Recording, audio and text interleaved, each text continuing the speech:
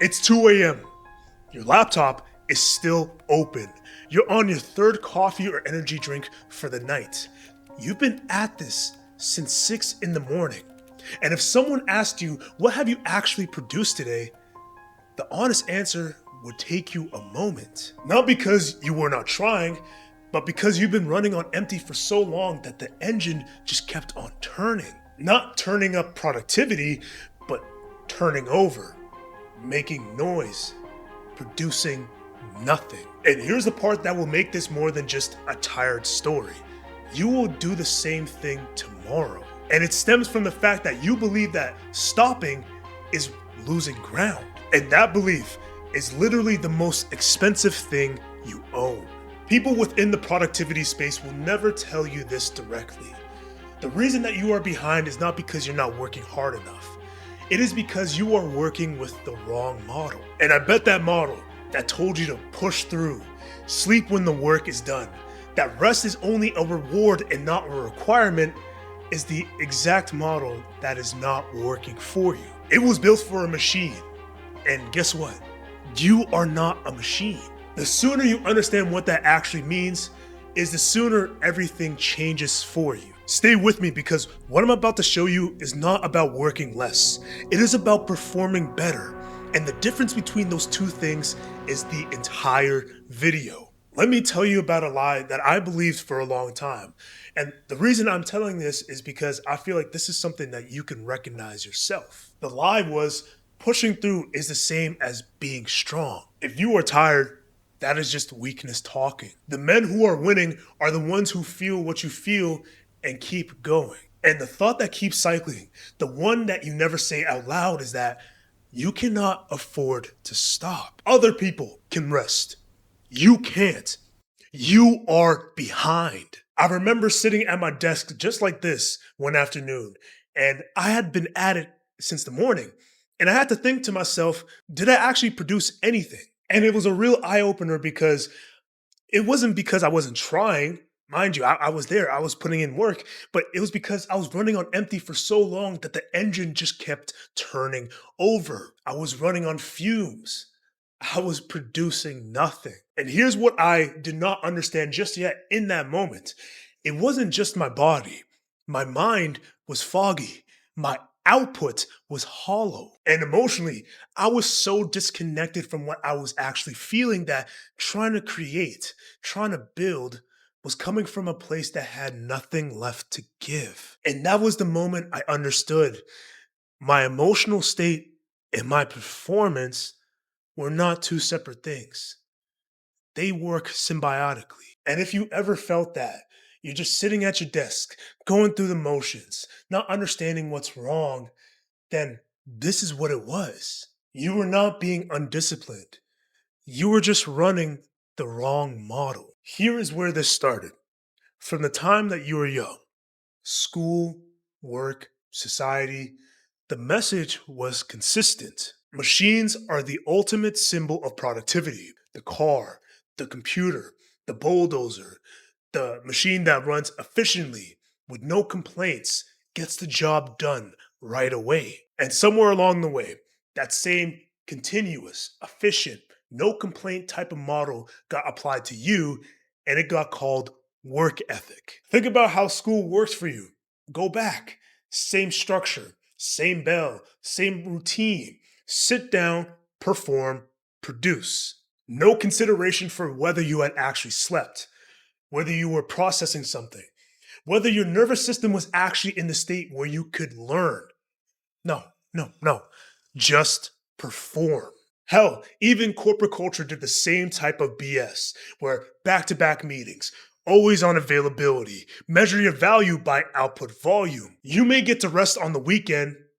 I mean, if you even earn it. And the problem within this entire model is that it neglects to admit that machines do not have an emotional state. Machines do not have a nervous system. They do not have a meaning in order to perform. The thing is, you do. And pretending otherwise, running continuously without recovery, without emotional acknowledgement, without deliberate rest is not discipline.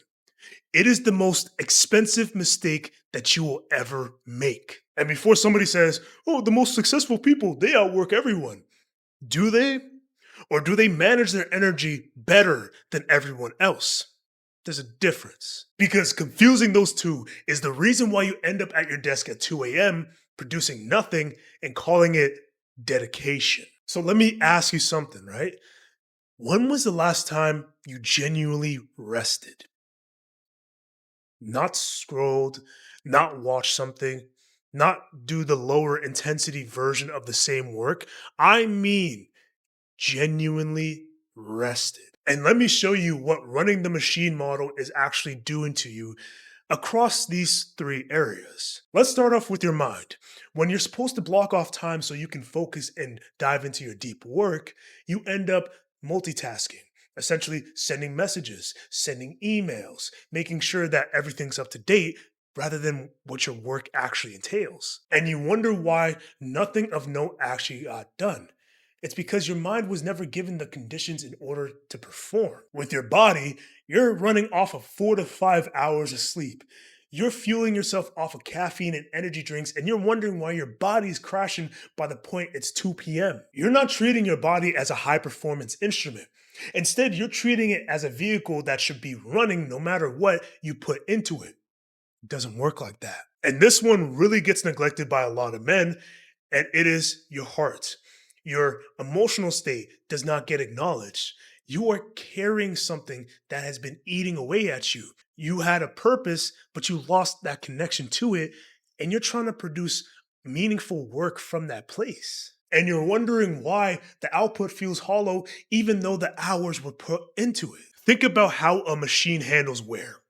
It does not recover, it depreciates. Every hour of use moves it closer to breakdown. And the only thing that slows that is maintenance. And the machine is done after something breaks. Now, on the flip side, think about how an athlete handles the same thing. An athlete does not push continuously. They operate in periods.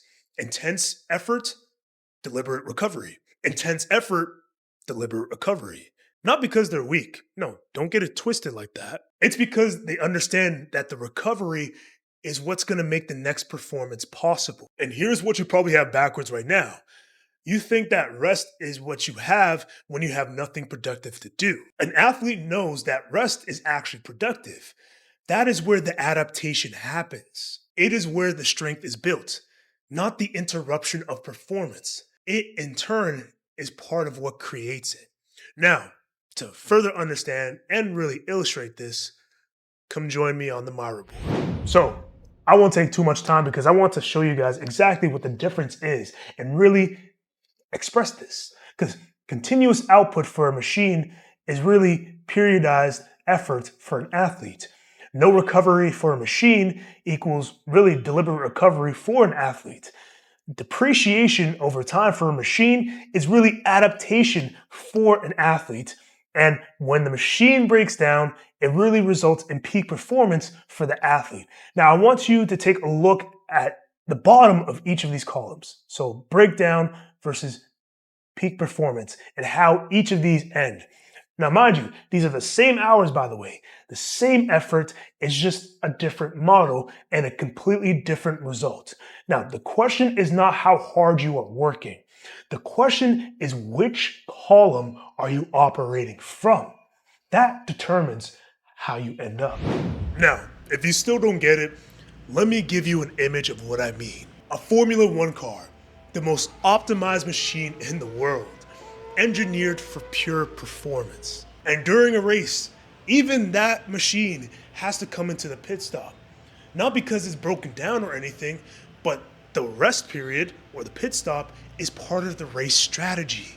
Without the pit stop, the fuel runs out, the tires burn out, and the most optimized machine in the world fails to finish the race. You see what I mean? The pit stop is not weakness. The pit stop is strategy. And when you refuse to pit stop, when stopping feels like you're about to fall behind, you are not being disciplined. You are making sure that you do not finish your race. And here's the deeper truth. Even the Formula One car, the one that is the most optimized thing in the world, needs a pit stop. that specific machine needs it, then you are gonna need one because you are not a machine. You are more complex than that. You have a mind that needs recovery, a body that needs fuel and sleep, an emotional state that needs acknowledgement. If the most optimized machine in the world cannot skip that pit stop, what in the hell makes you think that you can? Now, here's the thing that most productivity content will never really talk about. You do not just need energy to perform. You need to be in the right internal state. And I know what that sounds like. Ooh, it sounds soft. It sounds like it shouldn't be in the same space as a conversation about performance, right? But here's what I learned the hard way. After I sat at that desk, after I spent my time producing nothing, my emotional state and my performance were not separate things. They were the same thing. And the same is true for you.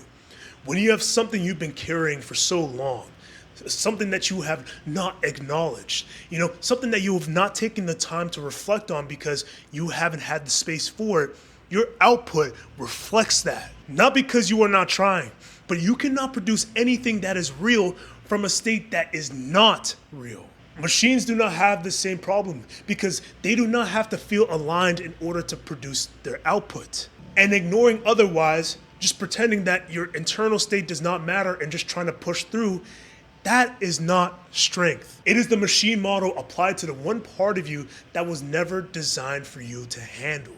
And I know some of you are probably thinking, well, emotions don't have anything to do with high performance. Shit. Go talk to an athlete, every elite athlete, matter of fact, who has a sports psychologist. Tell that to a high performer who meditates before they go and work. Tell that to Wayne Rooney. If you don't know, that's a football legend who we'll get to in a moment, but he would visualize his performance the night before every single game he played. Emotions do not disrupt performance. Unresolved emotions do. There is a difference, and athletes know it. But then on the flip side, there's going to be people who say, well, I don't have time to know or manage my emotions. You are already paying the cost of it before you even realized. You just haven't connected the invoice to the purchase yet, which is the entire purpose of this video. There's one thing for me to talk about this and tell you guys, but there's a different way of me showing you and helping you deepen your understanding about what it's like to be a machine and how to finally operate as an athlete within your life without stepping onto the field. Now, to understand this further, follow me back to the Miro board. All right, guys. So now that we're here, let's return to the framework and go back to what I drew earlier. Now, we're going to be talking about the 3 domains, which is your mind, your body, and your heart. And for each one, I want to show you what the machine model does and what the athlete model is going to give you instead. As we're right here, let's scroll down and go to domain 1, which is your mind. All right. So the machine model for your mind is simple. It's all about keep working, multitask, stay available, fill every hour, while the athlete model is different. Now, athletes do not work in marathons. They work in intervals.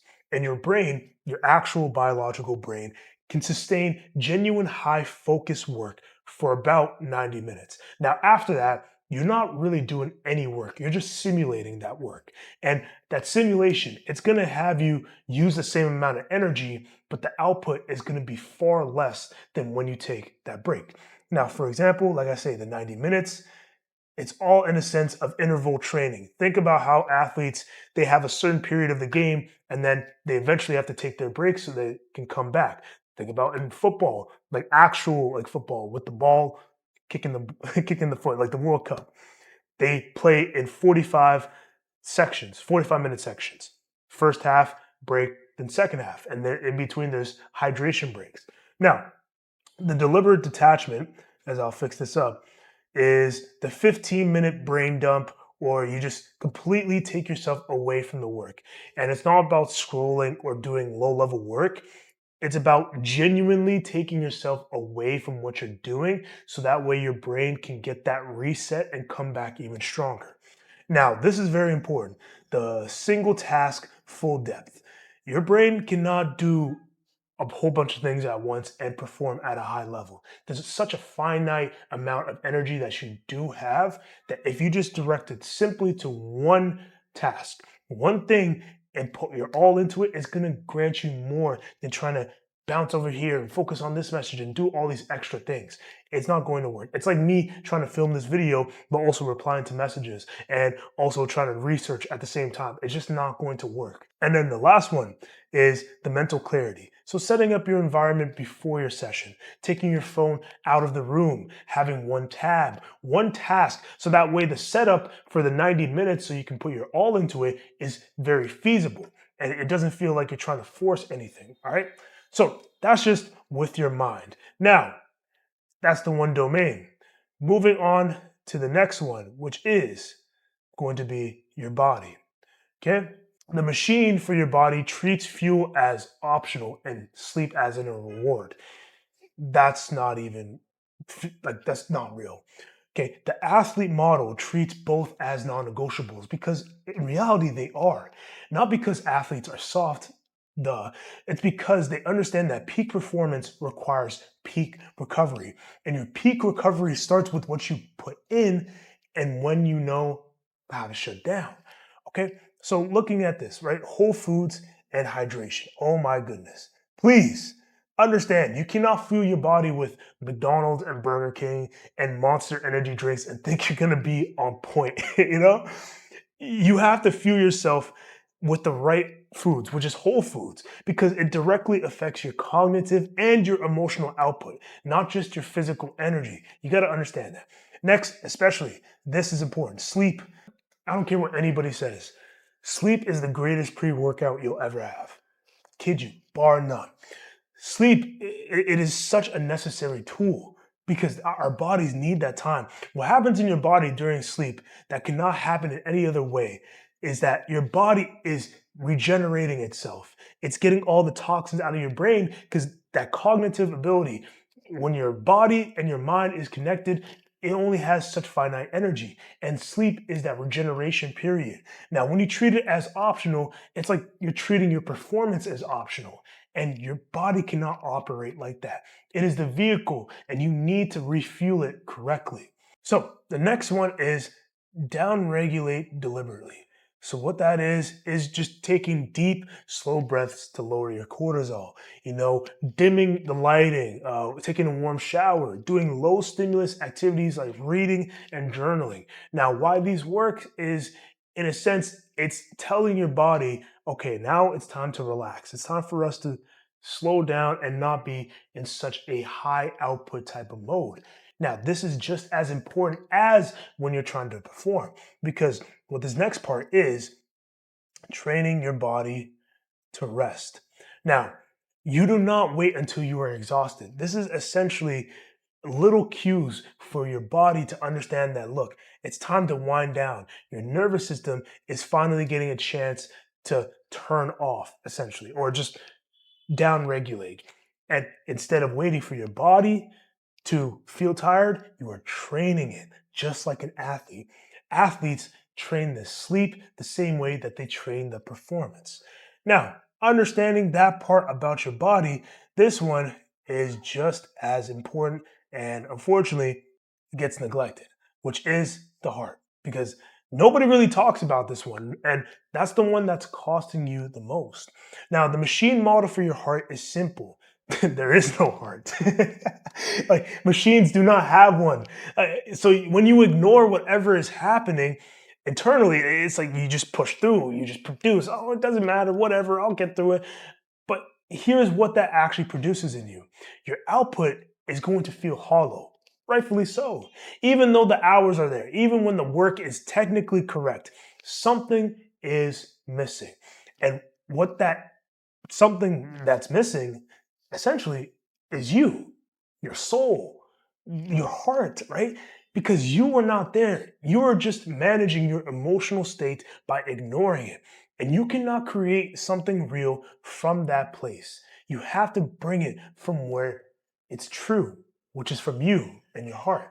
So, understanding is all about, first of all, acknowledging the internal and reaching emotional neutrality. So, not suppressing what's going on with you, not performing, knowing where you are internally and acknowledging it without being controlled by it.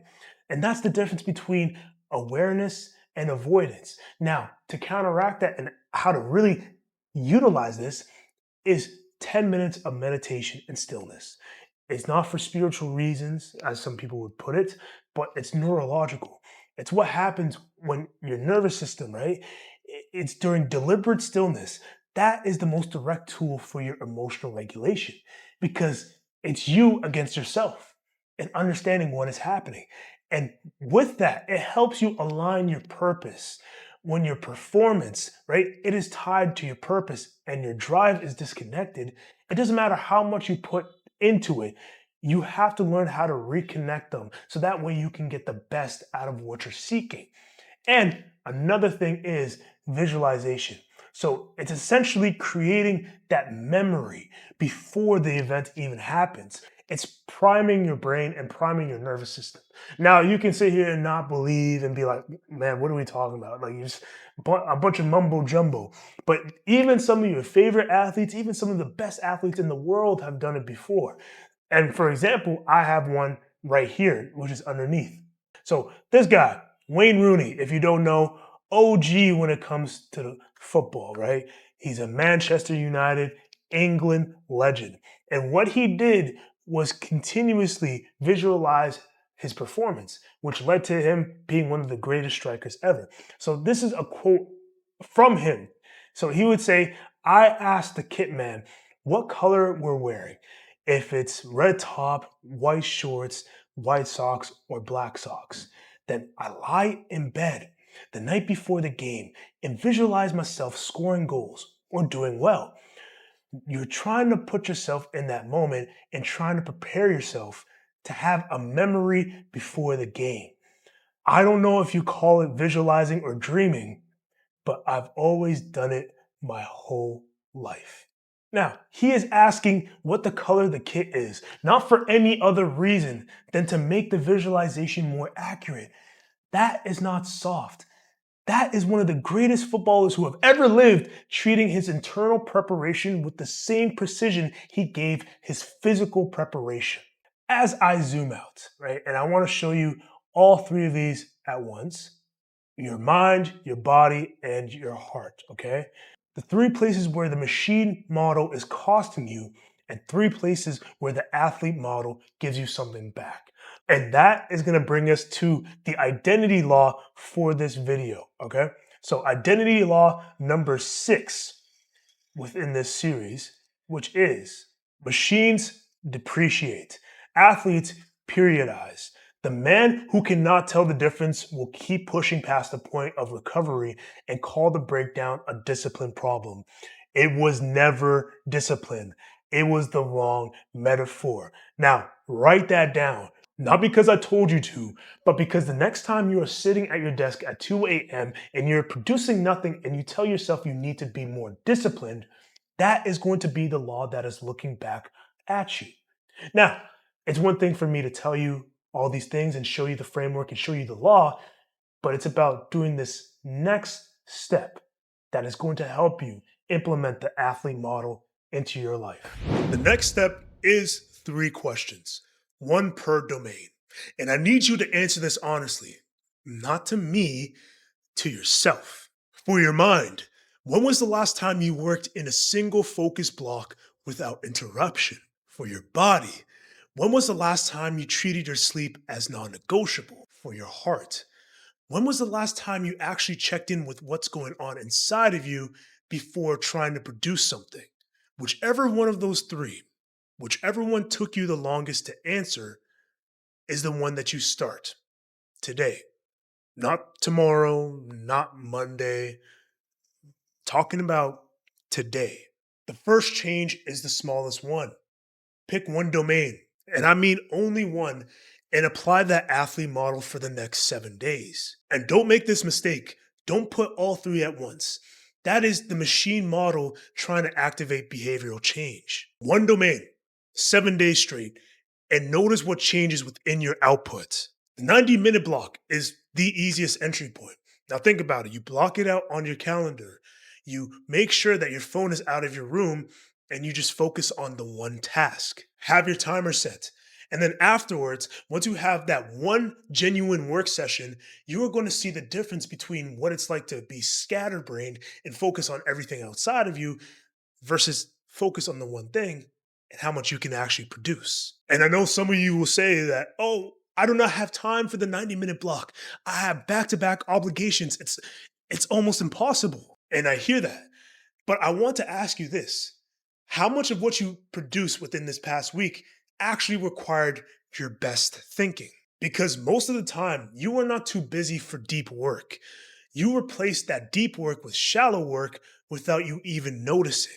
And that shallow work, now mind you, it does two things. It takes just as long and it produces far less. But another thing is, it leaves you far more exhausted than what the deep work would actually do. If you find that even after learning about the three domains, the athlete model, the machine metaphor that has been holding you down and how much it's been costing you, that the pull to keep pushing is stronger than the pull to recover, then what you are dealing with goes a lot deeper than another productivity habit. It goes into the belief that your value, your worth is measured by your outputs, and that rest of any kind is evidence that you are not enough. And that is exactly what the previous video in this series was built to address. Make sure to watch. You are not afraid of failure, you are afraid of who you actually are. Because that video goes deeper into the identity behind the overwork. The belief that stopping means you are about to find out something you are not ready to find out about yourself. Okay? The link is below. Because here's the truth about every breakdown you called a discipline problem. You are not being undisciplined. You are operating from the wrong model. The machine does not rest. The machine does not recover. The machine does not feel. And eventually, the machine breaks down. Now, you are not a machine. You're an athlete. And an athlete, they do not push until they break. They perform. They recover. They perform. That is the model. That is an athlete.